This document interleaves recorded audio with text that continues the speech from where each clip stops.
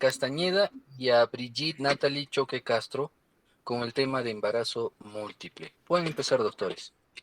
Ya, doctor. Bueno, como ya lo mencioné, el doctor, perdón, vamos a hablar sobre embarazo múltiple.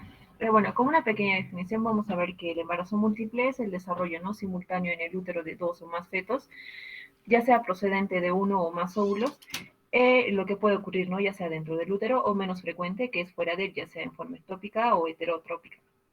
El tipo más común de gestación múltiple es el doble o el gemelar, y vamos a mencionar, ¿no?, algunas definiciones. En este caso, el embarazo múltiple es la presencia de más de un feto en la cavidad uterina. El embarazo gemelar es la presencia de dos fetos en la cavidad uterina. El embarazo triple es la presencia de tres fetos en la cavidad uterina, y el embarazo múltiple de alto orden, pues es más de tres fetos en la cavidad uterina. Monocorial es una sola placenta, bicorial son dos placentas independientes, monoamnióticos son los fetos que comparten un mismo saco amniótico, biamnióticos son dos cavidades amnióticas diferentes, monocigoto que provienen de un solo óvulo fecundado, y bicigoto o también llamado dicigoto, que son los que provienen de dos óvulos fecundados. Ya. Dentro de la epidemiología vamos a ver que los embarazos múltiples pues, han ido aumentando, ¿no?, en los 20 a 30 años a causa del desarrollo progresivo de las técnicas de fertilización asistida, y también debido al aumento de la edad materna, ¿no? Vamos a ver que la mayoría de estas gestaciones múltiples han sido tratadas, ¿no? En este caso por la fertilización asistida, más que todo son más comunes en los bicigotos.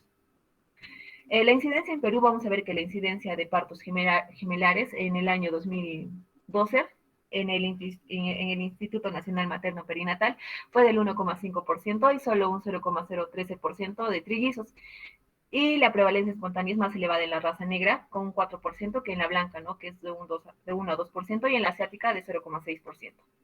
También vamos a tener la ley de Helling, que en sí esto es para calcular la incidencia de embarazos múltiples, pero esto solo aplica para el caso de que sea bicigoto, ¿no? O sea, que este es el más común. Vamos a ver que en el caso de gemelos, pues va a ser 1 por 80 embarazos. En el caso de los triples, que en este caso sería 80 al cuadrado, que sería 1 por 6 por 6.400 embarazos. En los cuádruples, que sería 80 al cubo, que sería 1 por 512.000 embarazos. Y los quíntuples, ¿no?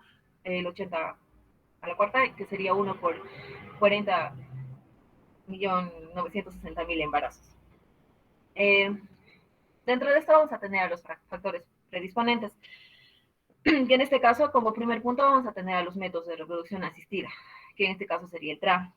Vamos a ver que esto más que todo se utiliza para terapia de infertilidad, ya sea usando la inducción de la ovulación con la hormona folículo estimulante y más la gonadotropina coriónica, o el citrato de clomifeno, ¿no? Que esto en sí aumenta la probabilidad de que haya ovulaciones simultáneas múltiples. O también, como lo conocemos, ¿no?, la fertilización in vitro, que mientras sea mayor el número de embriones que se transfieran, pues va a ser mayor el riesgo, ¿no?, que haya un embarazo múltiple. Y como vemos, el aumento de embarazo múltiple en estos casos, pues va a ser de un 16 al 40%. Como segundo factor vamos a tener a la edad materna, que en este caso va a ser pues en pacientes que tengan mayor de 35 45 años, pero también ha habido casos donde se ha visto, ¿no?, ya sea en adolescentes o personas adultas, que haya dentro de un rango de 15 a 37 años, que más que todo esto es producto, ¿no?, por la iatrogenia, o también por el tratamiento de la reproducción asistida. Como tercer factor vamos a tener a la raza afroamericana, ¿no?, en este caso la raza negra, que es más fuerte a tener embarazo múltiplo a las otras, a diferencia ya sea de la raza caucásica, perdón, asiática. Como cuarto factor vamos a tener a la herencia, que va a tener una mayor probabilidad de 2 a 4 veces para padecer el embarazo múltiple, pero tenemos que recalcar que esta herencia solo tiene que ser por el lado materno, o sea, ya sea la madre, la abuela, etcétera. Como quinto factor vamos a tener al estado nutricional.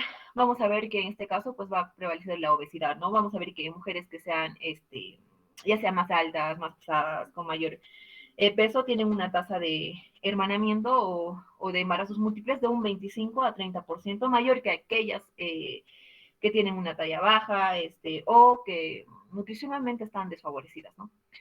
Y también tenemos que tener como otro factor a los antecedentes, en este caso que anteriormente, ¿no? La paciente haya tenido un embarazo múltiple anterior.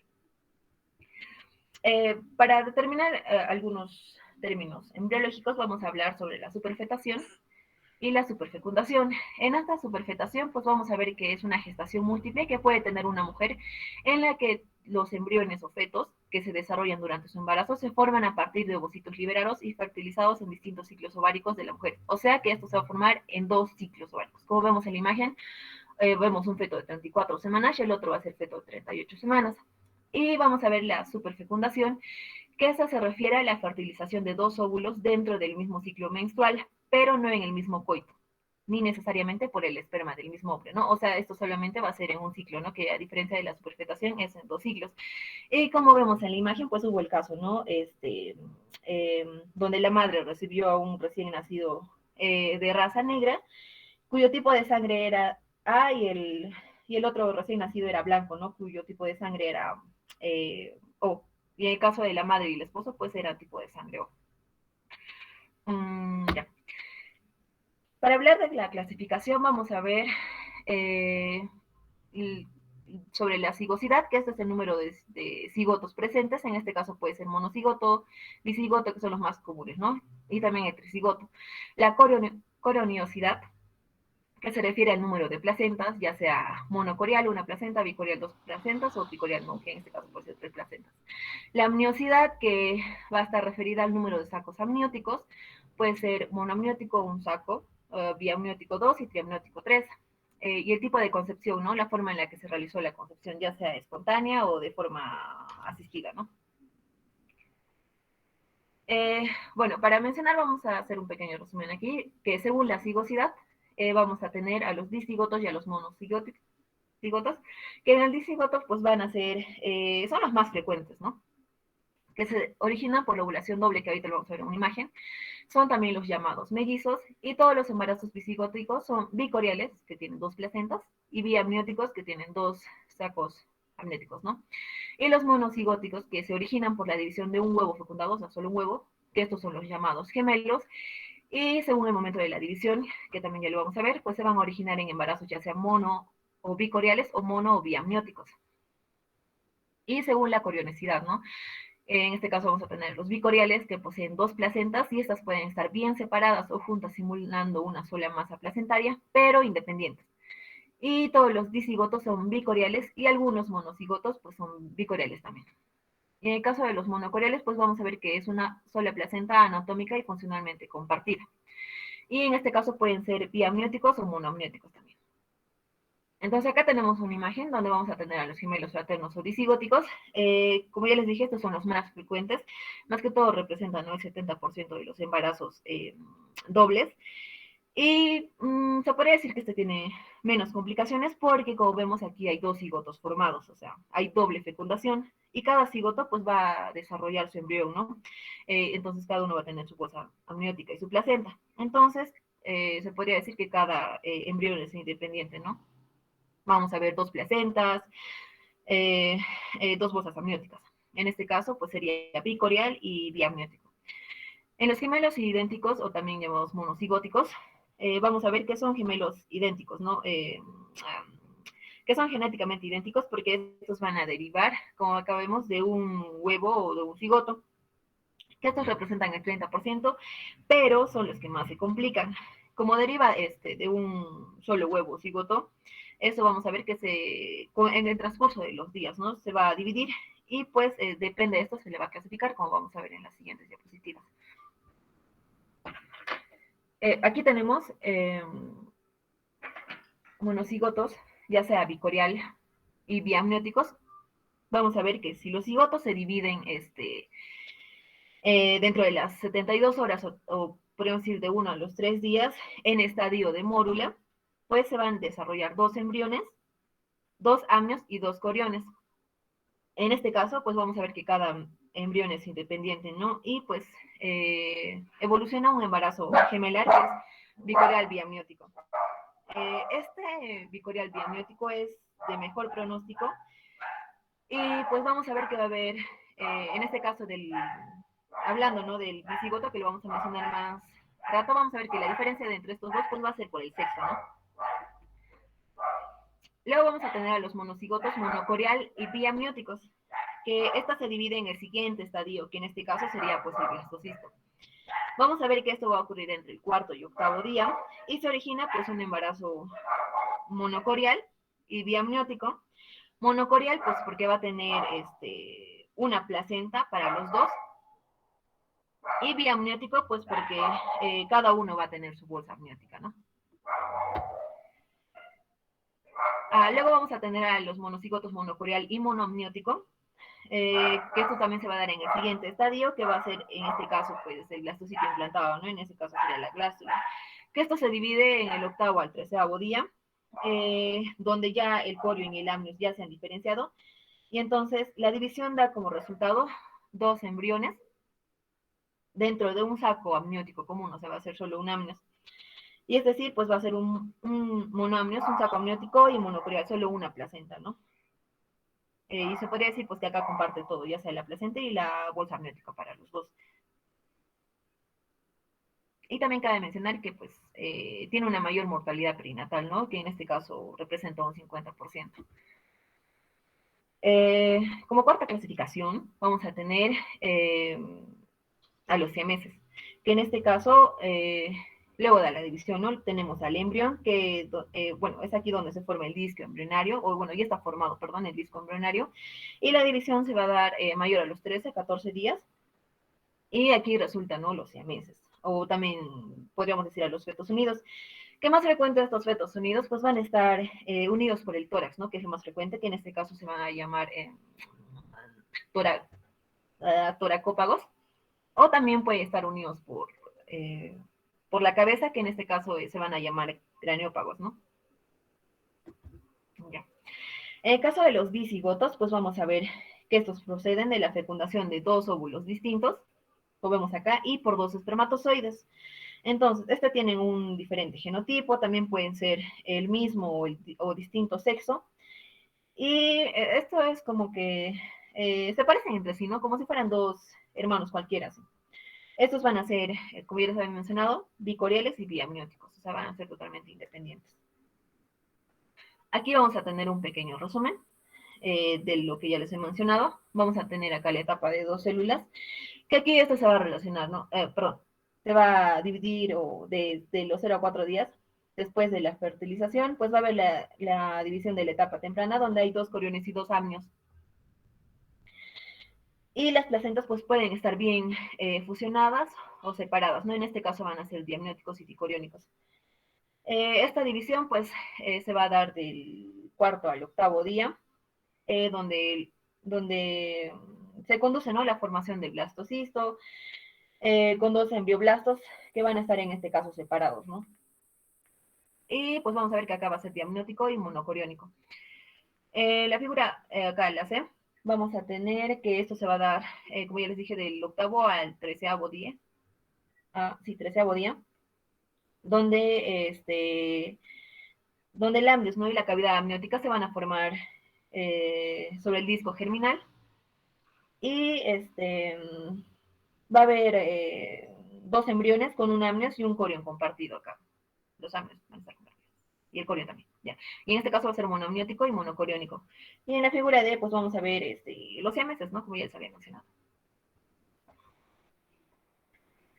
En el caso del diagnóstico, vamos a ver primero lo clínico, que en los embarazos múltiples, pues en este caso vamos a referir más que todo a la altura uterina, ¿no? Que en este caso suele ser mayor durante el segundo trimestre al que se espera del bebé, ¿no? O sea, la altura uterina va a ser mayor para la edad gestacional. Hablando de la palpación, pues vamos a ver que a veces esta palpación es difícil antes del tercer trimestre e incluso al final del embarazo. ¿Por qué? Porque a veces uno de los gemelos se puede superponer, ¿no? Hacia el otro, o a veces también porque la mamá es obesa. Entonces, el caso que se pueda palpar, pues va a haber la palpación de dos cabezas fetales en diferentes cuadrantes uterinos, ¿no? Vamos a ver que en la auscultación, pues al final del primer trimestre, se va a diferenciar dos latidos cardíacos fetales con el equipo del ultrasonido y pues estas frecuencias no son claramente distintas y ya sea entre sí y también con la madre. En el primer trimestre también puede haber una intensificación de síntomas y en el segundo trimestre pues un aumento excesivo de peso, ¿no? En el caso de la ecografía, pues vamos a ver que es el examen ecográfico, debe detectar prácticamente todos los grupos de gemelos. Vamos a ver que la ecografía también puede determinar el número fetal, la edad gestacional estimada, la corionicidad y la amniosidad.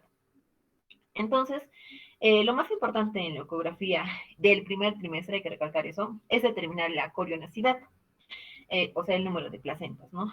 La cual vamos a tener como primer punto el signo de lambda. Que esto significa, esto de acá, lo que ven acá, está señaladito, esto es el signo de lambda, donde vemos que aquí lo que significa este signo es que hay dos placentas. En este caso, pues se va a llamar bicorial. O sea que acá, como vemos en la imagen, pues cada embrión va a tener su propia placenta.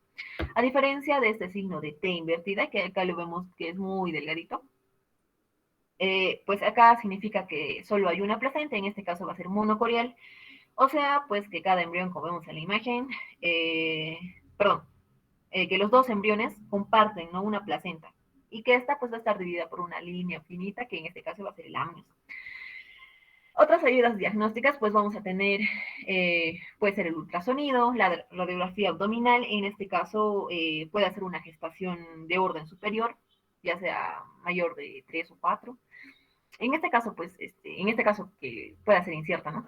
También exámenes de control prenatal o incluso nos puede ayudar también los niveles, ya sea sérico urinario del beta-HCG o también los niveles séricos maternos de la alfa-fetoproteína, ¿no? Que en este caso son más altos en común o en diferencia a los embarazos únicos, ¿no? Pero no es muy predecible.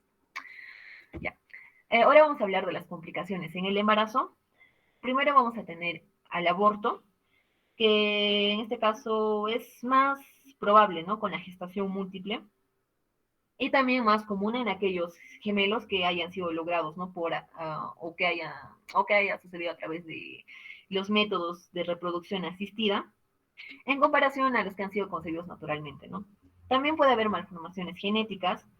Eh, mm, esto, es, mm, esto es mayor aquí en los embarazos múltiples que en comparación a los embarazos que son únicos, ¿no? También puede haber bajo peso al nacer, también puede haber hipertensión o un parto prematuro, ¿no? La prematuridad en este caso es de 6 a 10 veces mayor en gemelos y en trillizos. Y el desarrollo infantil a largo plazo, ¿no? Aquí en este caso puede haber riesgo de parálisis cerebral, ya sea en gemelos o en embarazos de orden superior, ¿no?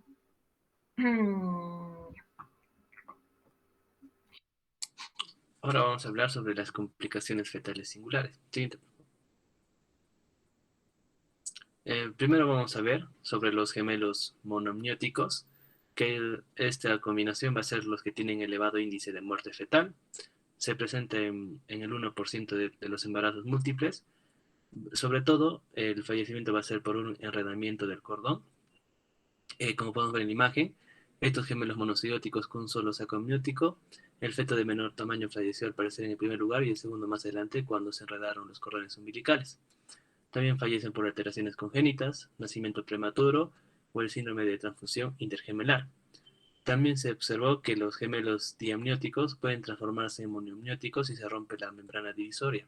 En consecuencia, también tiene cifras similares de morbilidad y mortalidad. Siguiente. En el caso del enredamiento del cordón, el cordón umbilical se enreda a menudo, pero se desconocen los factores que culminan en la constricción patológica de los vasos umbilicales. Es posible recurrir a la ecografía Doppler a color a fin de diagnosticar el enredamiento. Una vez identificado, los datos para orientar el tratamiento son de observación, retrospectivos y susceptibles de sesgo de notificación. Siguiente. Podemos ver acá tres imágenes en el que hay un enredamiento del cordón monoamniótico monocoriónico. A pesar del anudamiento notable de los cordones, los gemelos nacieron vigorosos por cesárea. En la imagen B, la ecografía preoperatoria del mismo embarazo, en que se observan los cordones enredados. Y en la imagen C podemos ver que este dato se intensifica con la aplicación de Doppler a color. Siguiente. Ahora, para ver los mecanismos gemelales anormales, vamos a ver que los gemelos monocióticos se clasifican en dos tipos, simétricos y asimétricos. Los simétricos pueden ser separados o unidos, los unidos conocidos como siameses, y en los asimétricos vamos a ver el externo cardíaco TRAP, el externo parasitario, en el que se puede observar cómo el otro feto generalmente tienen huesos supernumerarios. Estos también no tienen un buen desarrollo cardíaco ni encefálico, y sobre todo se unen a los vasos del otro feto para tener una irrigación. Y el otro sería el interno, que es el denominado feto en feto. El siguiente, por favor. En este caso del feto-feto, son casos raros en el que, por ejemplo, este caso clínico, vemos una recién nacida de 10 días, nacida de una madre de 28 años a la 41ª semana a partir del parto normal, como nacida viva, en el cual se observa una masa abdominal en esta recién nacida, y tras un examen físico se detecta una masa de casi 10 por 15 centímetros en el cuadrante superior derecho del abdomen. Le hicieron una tomografía abdominal, en el caso se observa una masa heterogénea multilobulada. Al hacer la cirugía, pudieron ver una presentación fetiforme de la masa, donde se observan la estructura cefálica, los brazos y las piernas. Siguiente, por favor. Y más raro es encontrar, como en este otro caso, esta presentación feto-feto en alguien mayor, por ejemplo en este caso de una mujer de 17 años, en el cual presentó un crecimiento abdominal progresivo, y en el que se realizó una tomografía computarizada donde se observó una estructura multiforme, y donde se indicó cirugía, y se observó la presentación feto-feto, ¿no? En este caso ya donde se observa pelos, intestinos, y todo ya, casi parecido como un teratoma. Generalmente, como les expliqué, es un caso raro y generalmente se diagnostica a edades tempranas en la región retroperitoneal, pero también puede ser muy raro en casos ya mayor edad, a mayor edad. Siguiente. En el caso de gemelos unidos, los siameses, estos se van a clasificar si están en sentido ventral o sentido dorsal. Los de sentido ventral, en rostral, están unidos a través de onfalopagos, toracopagos, cefalopagos. En el sentido caudal vamos a ver los isquiopagos. En lateral vemos los parapagos diprosopos o los parapagos dicéfalos. En el sentido dorsal vamos a ver los craniopagos, raquipagos y pigopagos. Siguiente. Vemos que generalmente los gemelos unidos se identifican a menudo por medio de ecografía en el segundo trimestre.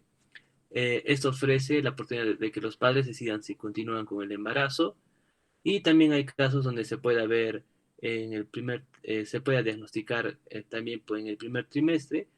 Y algo importante en estos gemelos es ver que para ver si va a haber para ver que los gemelos unidos, para ver si va a haber un nacimiento por cesárea, no tienen que tener, es necesario que no estén compartiendo órganos esenciales para poder hacer el tratamiento quirúrgico. Por eso se puede hacer una resonancia magnética, donde vamos a poder visualizar mejor los órganos de estos siameses y ver qué órganos están compartiendo, y el cirujano puede ver el mejor tratamiento para estos siameses. Siguiente. En el caso de la muerte fetal, este puede ocurrir en cualquier momento del embarazo. Generalmente, esto puede, como dije, en cualquier momento, y generalmente si este ocurre en etapas tempranas, se le conoce como, si es la muerte de un feto, ese feto, si es en etapas tempranas, se conoce como gemelo evanescente, porque prácticamente va a parecer inadvertido. O si es en etapas más avanzadas, este puede ser si su muerte, por la compresión del crecimiento del otro, este se comprime y se conoce como fetus compresus. O si es o si este es aplanado en un mayor grado, este puede llegar al punto de desecarse y lo que se conoce como el fetus papiraceus, como se observa en la imagen, eh, donde se observa una masa ovoide comprimida contra las membranas fetales, prácticamente como si fuera un papel. En el caso de la muerte fetal, vamos a ver que como ya mencionó mi compañera, los monocoriónicos están indicados en una línea azul. En las primeras etapas de la gestación van a tener mayor mortalidad que los dicoriónicos. Y posteriormente, a partir de las 32 semanas, este índice de mortalidad se equipara. Siguiente, por favor. El tratamiento es, si la pérdida se produjo en los comienzos del primer trimestre, se considera que un gemelo evanescente es inocuo y no daña al superviviente. Si un feto de la gestación gemelar monoclónica muere después del primer trimestre, pero antes de la viabilidad, cabe considerar la terminación del embarazo. Y si la muerte de uno de los fetos es consecuencia de alguna complicación materna, como la cetosis diabética o la preeclampsia profunda con desprendimiento prematuro de la placenta, también se considera la terminación. Siguiente. En el caso del cuidado prenatal y atención de preparto, es recomendable una buena dieta. Lo que se recomienda es que el ingreso diario recomendado es de más calorías en mujeres con gemelos, es de 40 a 45 kilocalorías por kilogramo de peso día y se subdivide en 20% de proteínas, 40% de carbohidratos y 40% de grasa, fraccionado en 3 comidas y 3 bocadillos cada día. En Estados Unidos, las directrices del Institute of Medicine para embarazos gemelares destacan el incremento ponderal de 16.8 a 23.51 kilogramos en mujeres con un índice de peso corporal normal. Siguiente. La vigilancia de crecimiento y salud del feto en el tercer trimestre hay que realizar revisiones ecográficas seriadas y valorar el volumen del líquido amniótico. Se puede usar los métodos de bienestar fetal, como el uso del método de cardiotocográfico en reposo, el método biofísico y la velocimetría Doppler. En el caso de la maduración fetal, se puede hacer amniocentesis para corroborar la madurez de los pulmones de los fetos antes del parto, entre las semanas 36 y 38. En casos de gestaciones gemelares complicadas, se puede practicar en una fecha anterior la amniocentesis. La cuantificación de la proporción de lecitina esfingomielina en la maduración de los pulmones es sincrónica en los dos gemelos. Hasta la semana 36 en feto único, dicha proporción no es mayor a 2.0 unidades. Casi siempre excede tal cifra a las 32 semanas en caso de embarazos multifetales. Siguiente. Las consideraciones que te dan para un trabajo de parto y nacimiento es uno, que el personal obstétrico esté bien entrenado y debe entender al gestante durante el trabajo de parto. Debe establecerse un sistema de goteo intravenoso capaz de expulsar líquido con rapidez. Es importante disponer de sangre para transfusión. Es indispensable contar con la presencia de un obstetra experto en la identificación estatutaria de partes del feto y manipulación del producto intraútero para ver si hay partes fetales que ya estables fuera del útero. Siguiente. Es importante contar con un aparato ecocardiográfico para valorar la presentación y la posición de los fetos durante el trabajo de parto. Se debe disponer en todo momento del personal de anestesia en el caso de que se necesite una cesárea de emergencia o se requiera la manipulación intrauterina para el parto vaginal. Para cada feto debe estar disponible un miembro del personal y el área de atención debe contar con el espacio adecuado para que los miembros del personal de enfermería, obstetricia, anestesia y pediatría trabajen de forma eficaz. Siguiente.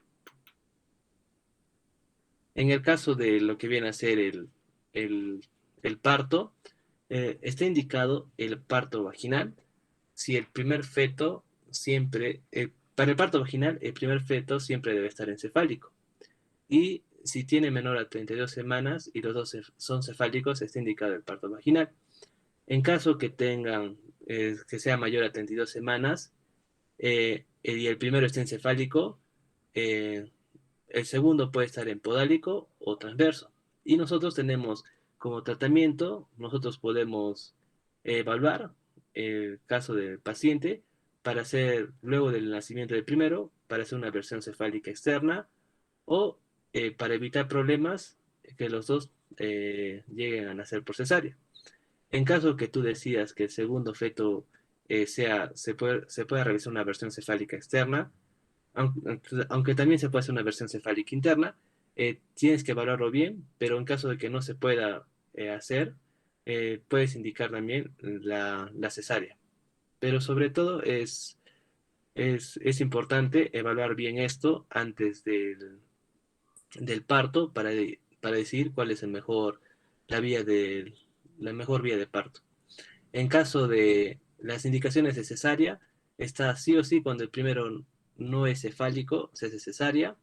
En el caso de que sea monocorial o monoamniótico, si los dos son podálicos, si el primero es podálico y el segundo es cefálico, o en caso de siameses o trillizos.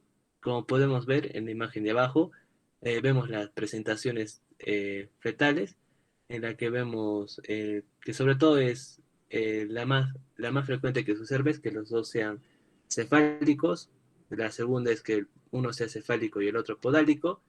En caso que el primero sea podálico y el segundo sea cefálico, está contraindicado, se hace cesárea porque generalmente estos tienen alto riesgo de engallitamiento, no, engallitamiento, que cual el segundo feto se enreda al primer feto por la posición en la que se encuentra. Luego en menor frecuencia están los dos que estén en posición de nalgas y las siguientes posiciones que ya son con menor frecuencia. El tiempo de salida para el segundo feto se determina se espera hasta entre 5 no, el tiempo de salida para el segundo feto tiene que ser entre 5 a 15 minutos para evitar sufrimiento de ese feto. Siguiente. Eh, Se ha considerado también la extracción de nalgas es mejor que la extracción, la versión interna se ha considerado que es mejor que la versión externa porque produce menor sufrimiento o hipoxia fetales. El siguiente. Podemos ver acá también lo que viene a ser la clasificación de STFF según Quintero, en el cual nos va a evaluar lo que viene a ser el pronóstico y está evaluado en 5 etapas. En la etapa 1 se observa una secuencia de polidramnios, anidramnios. En la etapa 2 vemos la vejiga de gemelo donante no visible en al menos 60 minutos de observación, doble fetal de ambos gemelos dentro de los límites normales. En la etapa 3, el Doppler está críticamente alterado en cualquiera de los gemelos. Y en la etapa 4 hay presencia de ascitis, derrame pleural o pericárdico, edema cutáneo o hidros presente en uno o ambos gemelos. Y en la etapa 5 hay muerte de uno o ambos gemelos. Y en la etapa 1 y 5, sobre todo se hace un tratamiento expectante. Y en la etapa 2, 3 y 4 sí hay que hacer un tratamiento quirúrgico en estos casos. Siguiente. Eso sería todo. Muy bien, felicitar al grupo, le han hecho muy bien. Cuadros, como siempre, se les pide concisos y eso es muy bueno. Listo, muy bien, felicitaciones a Brigitte y a Gonzalo, lo han hecho muy bien. Ahora vamos al repaso y los puntos claves, ¿sí? Voy a compartir mi pantalla.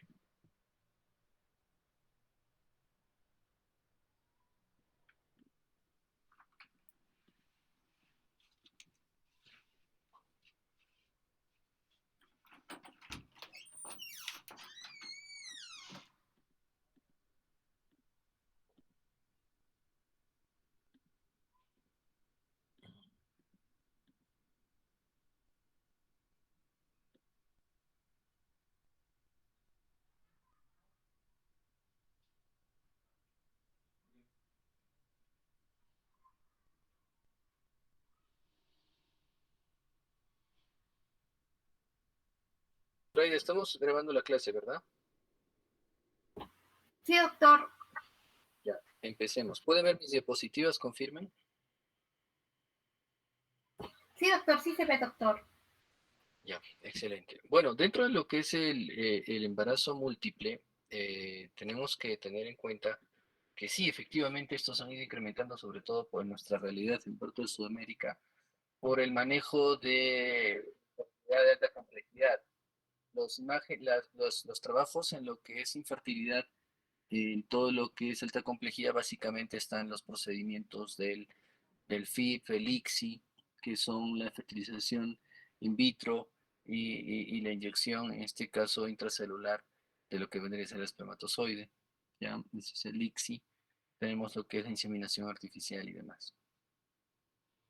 Pues estos procedimientos que han hecho, en pocas palabras, han hecho de que luego de que se obtenga un solo óvulo fecundado, pues se puede tener hasta más, de 2 a más, porque eso es lo que se hace en estos procedimientos de alta complejidad. Y en los de baja complejidad está en este caso la estimulación ovárica. La estimulación ovárica, en pocas palabras, es estimular a que el óvulo madure más folículos y por ende, al momento de tener el folículo maduro, no ovule, en este caso, un solo óvulo, no eclosiona un solo óvulo, sino 2 o más. Por esa misma razón es que se obtiene no un solo feto, sino 2 o más. No se olviden, infertilidad baja complejidad, manejo de baja complejidad, está estimulación ovárica, clomifeno y todo lo que se ha mencionado, que en pocas palabras es estimular al ovario a madurar mayor cantidad de folículos, ¿sí? Y la de alta complejidad está la fertilización in vitro, ICSI, y también podemos manejar inseminación, ¿sí? Listo, muy bien. Dentro de lo que es en el embarazo múltiple, lo que tenemos que tener en cuenta ya es lo siguiente. Primero, de que tenemos que saber por qué, por qué, por qué, escúchenme bien, esta parte es la que me importa más. ¿Dónde está? Esto, pregunta típica de exámenes. El monocigoto bicorial biamniótico, ¿por qué ocurre cuando la división a nivel morular es entre el primer y tercer día? O sea, que es lo ideal. Y acá es donde yo les voy a repasar. Escúchenme bien. ¿Pueden ver mi pantalla? ¿Pueden ver mi pantalla? Sí, Ya, sí, se muy ve. bien. Listo, vamos a empezar con los dibujitos. Vamos a hacer... Cuando se refiere a corionicidad y cuando se refiere a amnionicidad, corión vendría a ser lo que es la placenta, punto. Si todo esto es el útero, corión, placenta. Y amnios o amnionicidad se refiere a las membranas coriamnióticas. Listo, hasta ahí estamos bien. Entonces, amnionicidad se refiere en este caso a las membranas coriamnióticas y corionicidad a la placenta. Listo. ¿Qué existe? Dentro de ello existen las siguientes combinaciones. Lo ideal es que dentro, vamos a insertar acá estos dibujos para aprenderlo bonito. Todos los casos. Uno.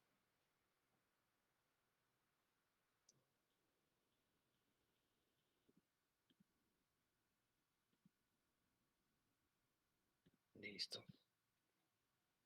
Dice que del día 1 a 3, ¿sí? En este caso, el día 1 y 3, ¿sí? Pasa que la división a nivel modular, ¿sí? Va a darte origen a un embarazo de tipo bicorial, o perdón, si en este caso la corionicidad de embarazos dobles te va a dar el origen de un embarazo bicorial biamniótico. ¿Qué significa eso, doctor?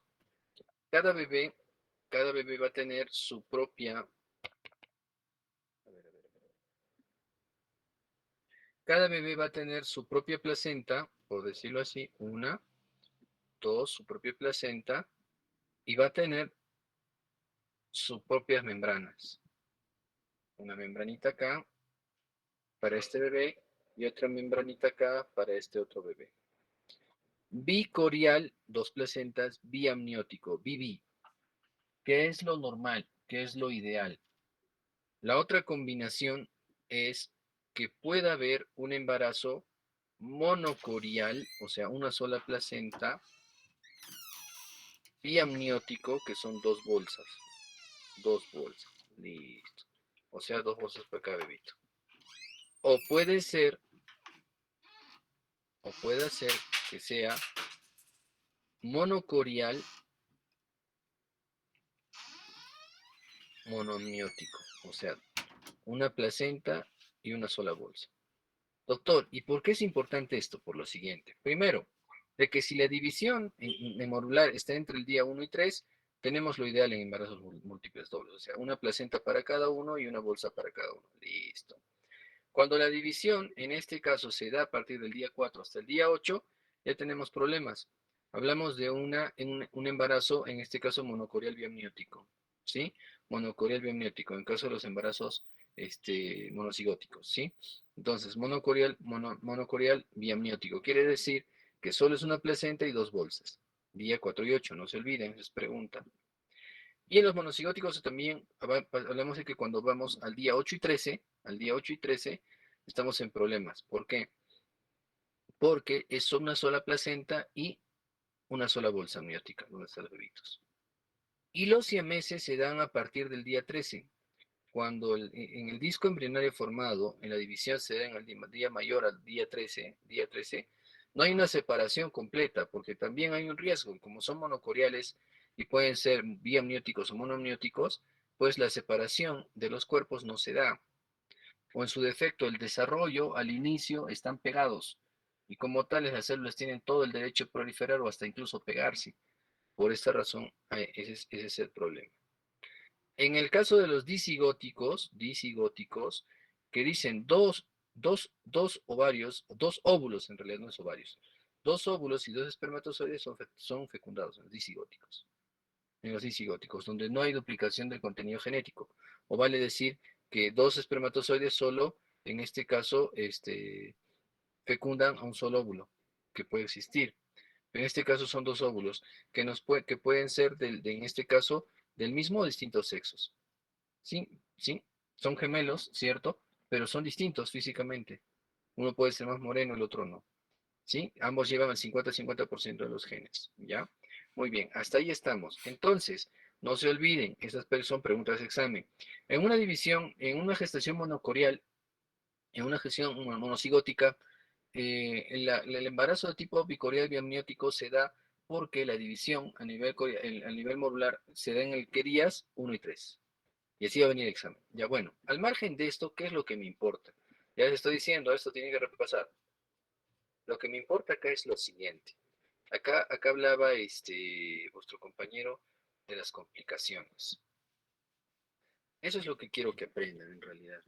Porque, ¿por qué es tan importante nosotros tener que saber si es un embarazo monocorial o es un embarazo bicorial o no? Lo ideal dijimos que en un embarazo en doble que sea en este caso bicorial biamniótico, una placenta por acá, otra placenta por acá, ¿sí? Y sus bolsitas, o vale decir, las membranas coriamnióticas separadas. Esto es lo ideal. ¿Por qué, doctor? Por lo siguiente.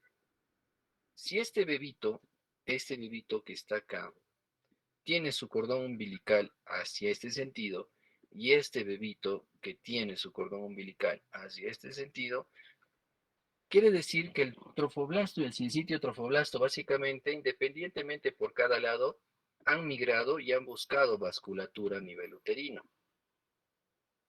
O sea, tú no choques conmigo ni yo contigo, cada uno por su lado. Perfecto, hasta ahí estamos bien. Pero, ¿qué pasa cuando la corionicidad se altera? Escúchenme bien. Estoy hablando de corionicidad. ¿Estaría hablando de placenta o estaría hablando de membranas? Cuando digo corionicidad. Cuando digo corionicidad, ¿estoy hablando de placentas o membranas? Placenta. Placenta. Entonces, ¿qué pasa? Que estos bebitos comparten una sola placenta. Van los dos cordones acá, van los dos cordones a sus bebitos. Pero se da que tiene cada uno su bolsita. O sea, es un biamniótico se llama, ¿no es cierto? ¿Por qué biamniótico?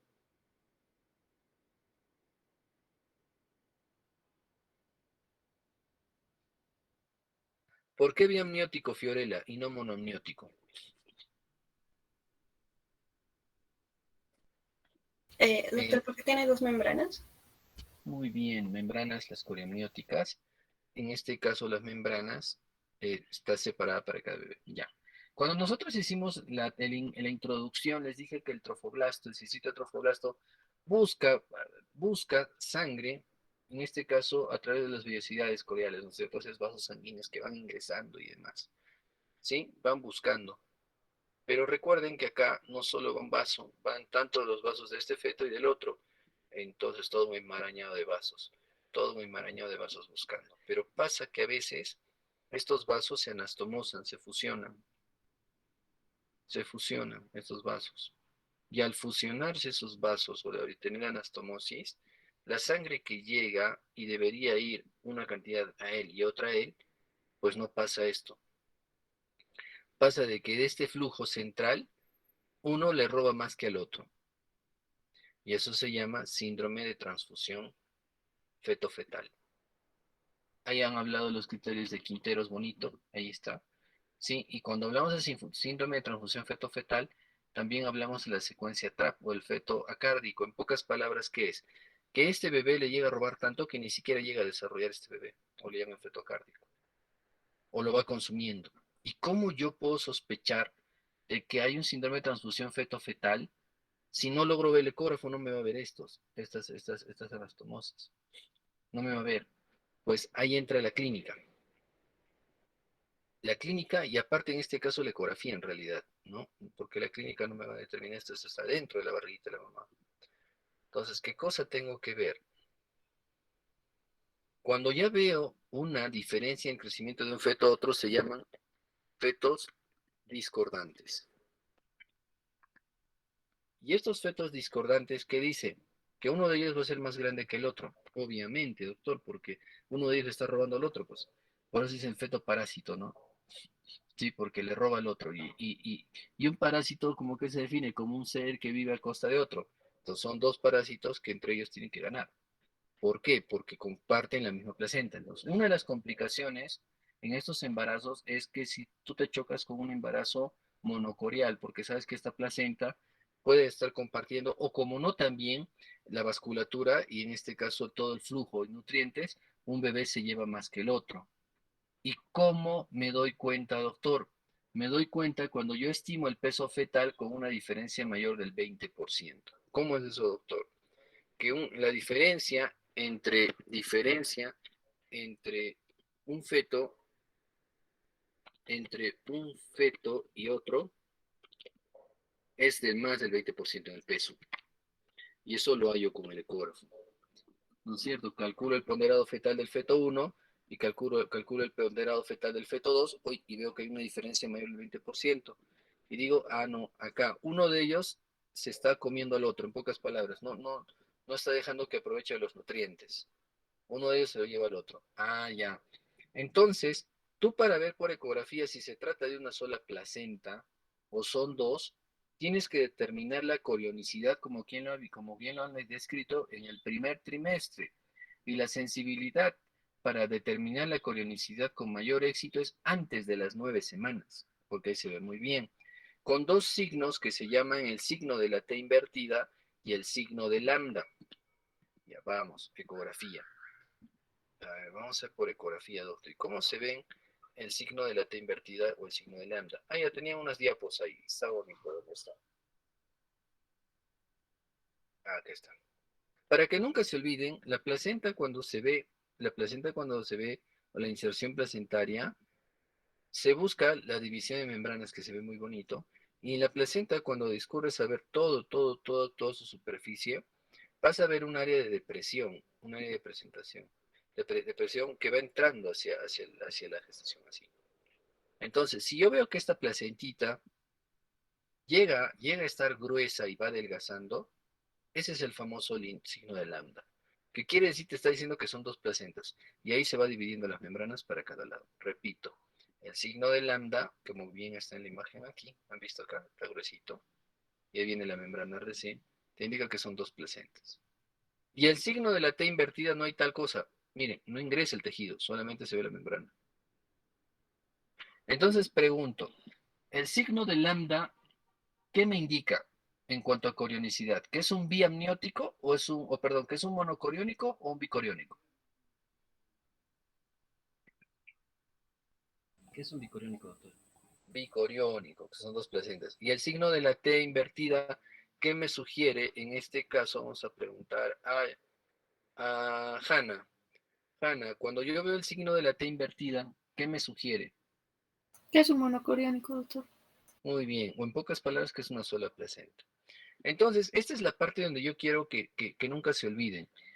Cuando vean embarazos dobles, lo primero que preguntemos es, ¿tiene dos placentas? ¿Es bicoriónico?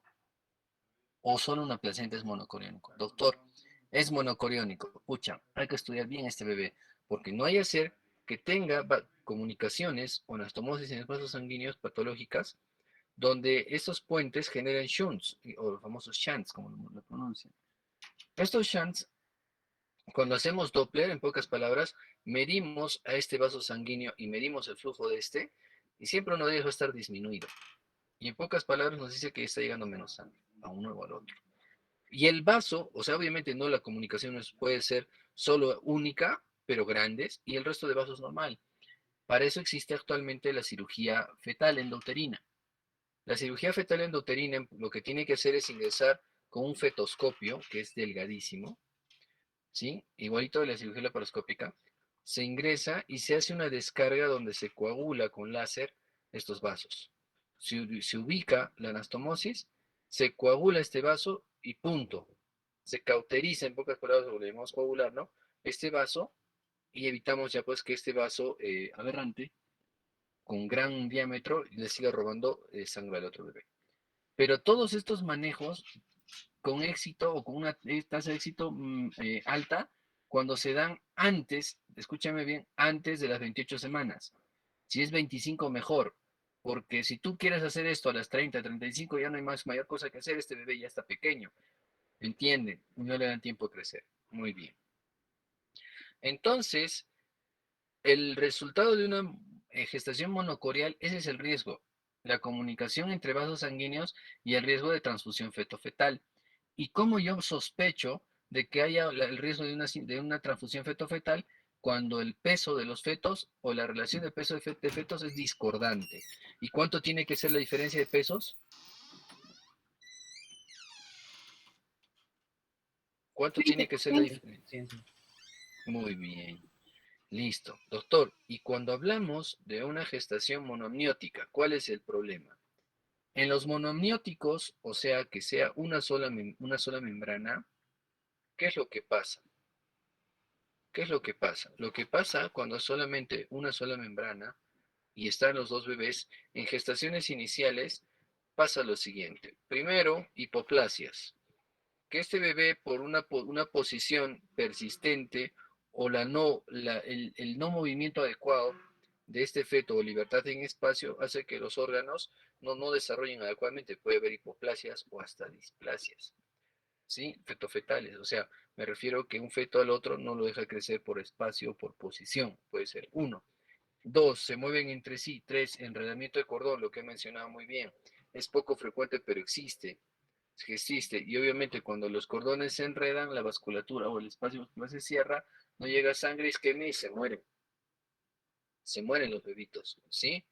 Sí, muy bien. El Doppler te puede ayudar en ello, ¿ya? Te puede ayudar donde ves este enredamiento, ¿no?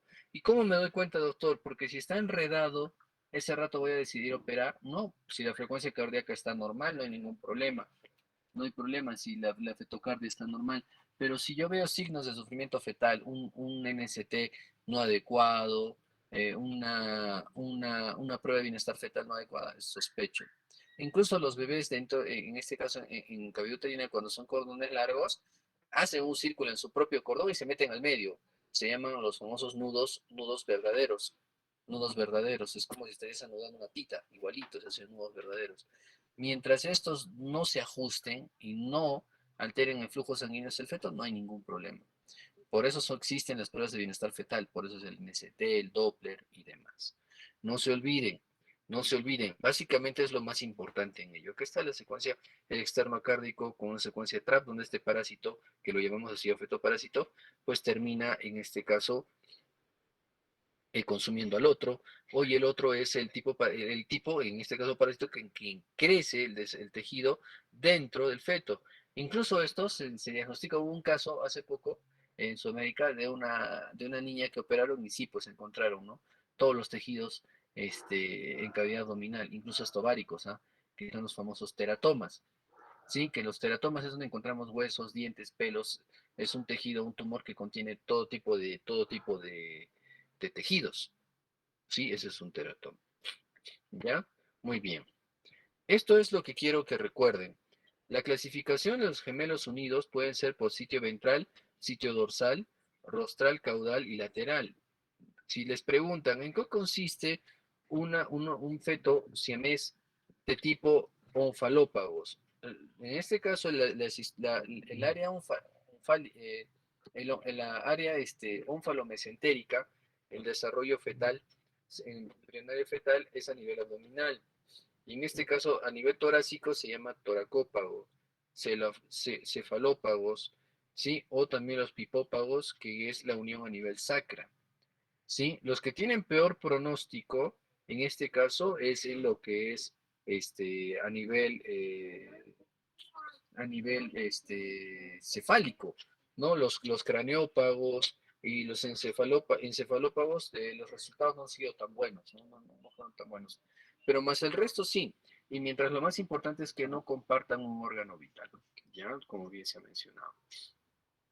Dentro de lo que es el manejo, básicamente, ¿qué les quiero decir? Que si el feto, y como bien lo he mencionado, si el feto o el primer feto está encefálico, parto vaginal, independientemente del segundo. Cuando no es cefálico el primer feto, cesárea. Si tiene dentro de las 32 semanas, o sea, cumpliendo las 32 semanas y están encefálicos, puedo darle chance de parto vaginal. Doctor, y si tiene menos de 32 semanas y están encefálicos, cesárea. ¿Y por qué? Porque bien les mencioné en la anterior clase la habilidad vascular y cerebral del feto, donde nosotros al someternos a un trabajo a parto por canal vaginal, podríamos lesionar hasta el cerebrito y condicionar a hemorragias ventriculares cerebrales fetales. Y dentro incluso en 32 semanas a más, estamos obligados a hacer maduración, estamos obligados a hacer neuroprotección para evitar estas alteraciones o estas lesiones. No se olviden. Ahora, ¿cómo yo saber cuál es el feto 1 y cuál es el feto 2? Eso no les enseño. Supongamos que este es el estrecho superior fetal. ¿Sí? Sí, ahí está la sínfisis púbica. Acá tenemos los agujeros obturadores. ¿Sí? Los agujeros obturadores, los ilíacos, acá al costado y acá al costado. Hablamos del feto 1, es aquel que se halle más próximo al estrecho superior. Ese es el feto 1, el que esté más próximo al estrecho superior. Y el feto 2, obviamente, el que esté más arriba. Doctor, y si los dos están de cabeza, es el que esté más insinuado al estrecho superior, o sea, por ecografía, por si acaso. Porque en pelvis no vas a ver las dos cabezas juntas, siempre va a estar una más arriba que la otra.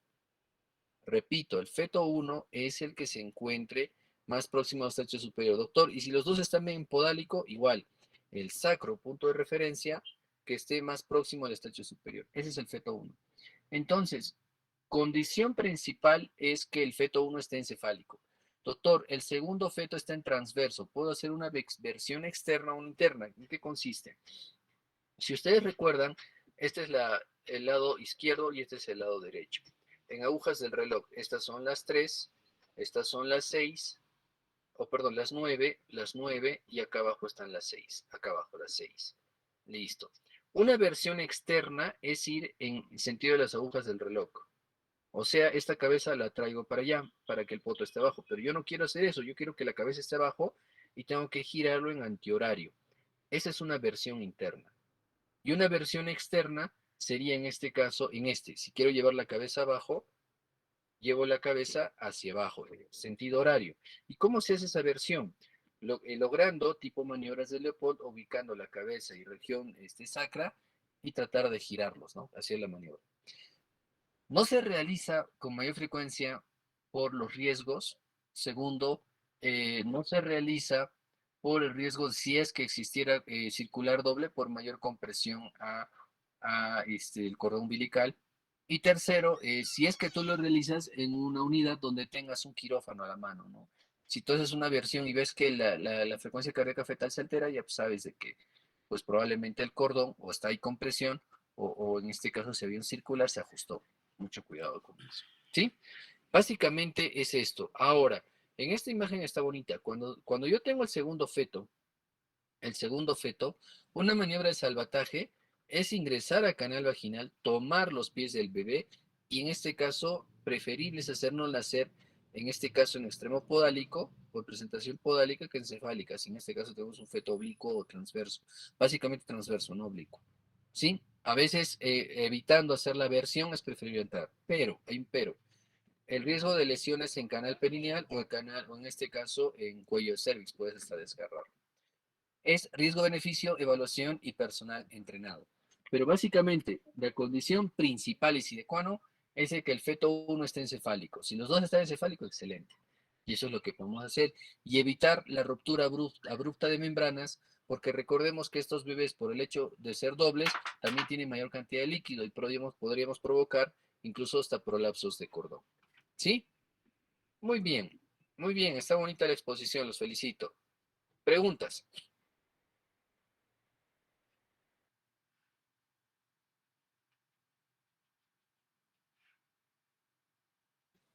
Yo preguntaría, doctor, y en el caso de los fetos siameses, un toracópago, pipópago o un menos complicado, se me ocurre un parápago, que en este caso no hay dos cuerpos, sino solo dos cabezas, ¿le puedo dar chance de parto vaginal? No. Es cesárea, sí. Todos los fetos relacionados con trastornos que son siameses, ¿es manejo quirúrgico? Sí, todos, todos. Todos. Así sean de término, sí. Porque saben que los diámetros ya están alterados. Estamos hablando de dos fetos. Mucho cuidado, mucho cuidado. Doctor, ¿y si yo tengo un feto que en este caso es un embarazo doble y falleció en el primer trimestre, dejó de latir y demás, ¿es necesario que yo lo opere? No. El manejo es expectante. Sabemos de que en pocas palabras el riesgo de complicación de un feto habitado en cavidad abdominal, amniótica, y puede afectar al otro, sí, porque como cualquier tejido desvitalizado, este se descompone y podría generar hasta cuadros de C y D. Pero lo bueno es de que fetos hasta manejados hasta el primer trimestre, pues el riesgo es bajo. Pasando el primer trimestre, el riesgo es alto, donde tenemos que vigilar fibrinógeno, laboratorios donde el cuerpo, pues, vale decir, se adopte a este cambio o este tejido se descomponga o el feto crezca y termine simple y llanamente absorbiendo al otro, ¿no? Sí, pero pasando el primer trimestre es altamente riesgoso, donde tenemos que evaluar hasta muchas veces el parto se adelanta o hasta puede evitarse el otro feto. Mucho cuidado. ¿Ya? Muy bien. Preguntas.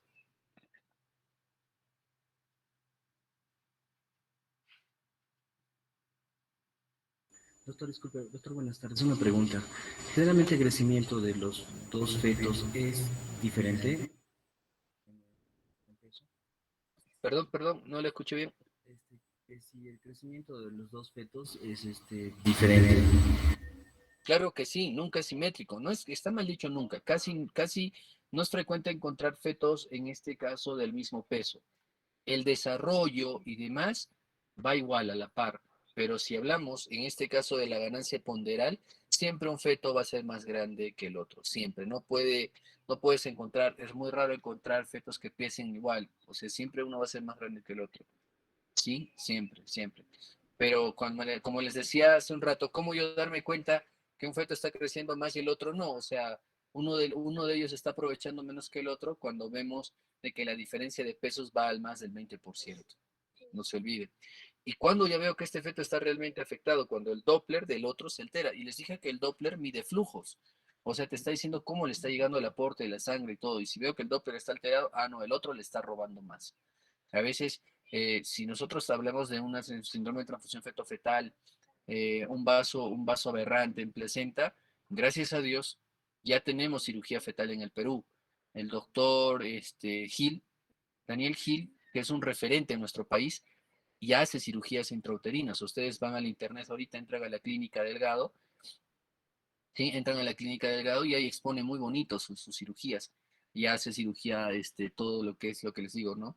La ablación de vasos, aberrantes, hace cirugía en lo que es, hipoplasia pulmonar, hace cirugía, vesical, muy, muy bonito. Es una subespecialidad de medicina fetal que recién está entrando en nuestro país, pero en Europa ya han avanzado bastante, donde ya la cirugía es intrauterina, doctores, intrauterina, así es.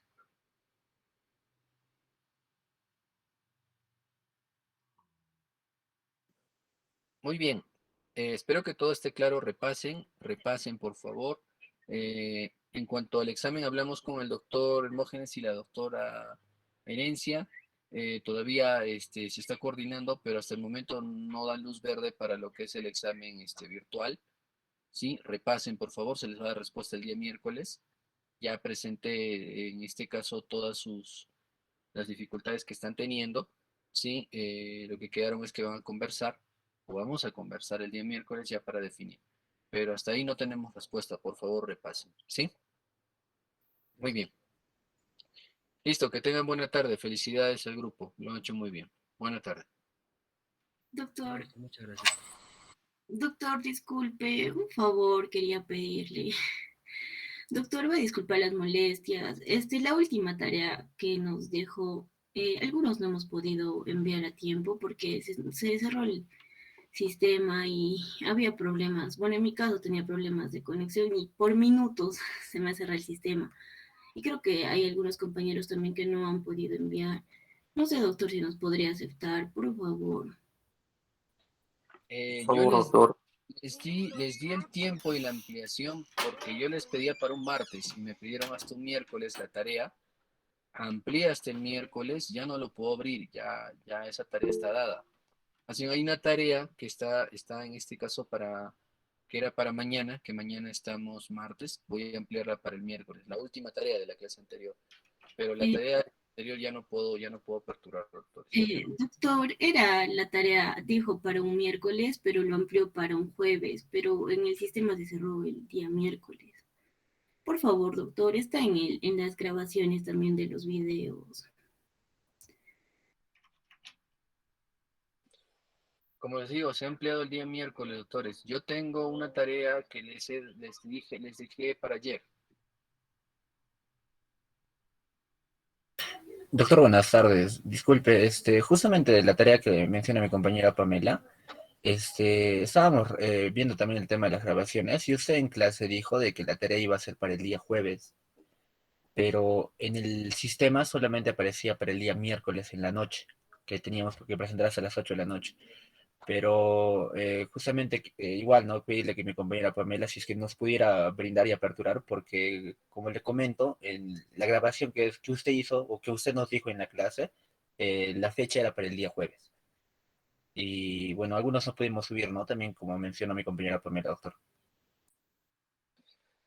La captura de la tarea se les mandó un día antes o 2 días antes a través de su delegada. Saqué la foto de la tarea asignada, le puse fecha y hora y nadie reclamó, no dijo de que se iba a ampliar ni nada. Por eso es que les digo, en este caso ya se ha puesto en conocimiento. Esto más a razón de que, doctores, las anteriores tareas, gran parte han entregado a destiempo. No puedo decir que han entregado toditos completos en el día indicado. ¿Me entienden? Entonces, eso da mucho, mucho que desear del grupo. ¿Me entienden? Ya. Voy a conversar con